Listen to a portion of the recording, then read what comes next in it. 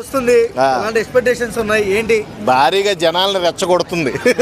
ఒక రకంగా ఒక ముక్కలో చెప్పాలంటే ఓజీ కాంబినేషన్ ప్రభాస్ కరణ్ పవన్ కళ్యాణ్ గారు సింగిల్ స్క్రీన్ మీద పడితే నిజంగా అది ఒక ప్రభంజనం, ఒక సునామీ, ఒక ఎడతెరపు లేని వర్షం.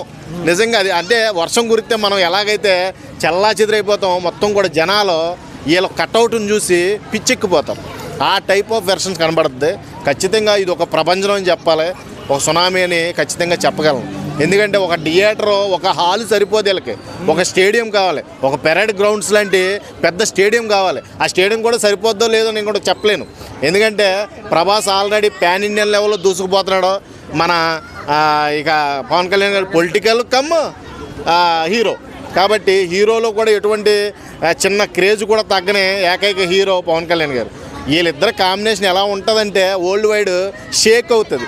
వీళ్ళు సినిమా కనుక ఫిక్స్ అయిన తర్వాత ఎవడైనా సరే సంవత్సరం లోపు ఏదన్నా సినిమా తీస్తే థియేటర్లో రిలీజ్ చేస్తే నన్ను అడగండి, ఎవడో కూడా ఆ తాటికి తట్టుకోలేడు, ఆ వేగాన ముందు ఆగలేడు. కాబట్టి వీళ్ళిద్దరు కాంబినేషన్ అంటేనే డెడ్లీ కాంబినేషన్.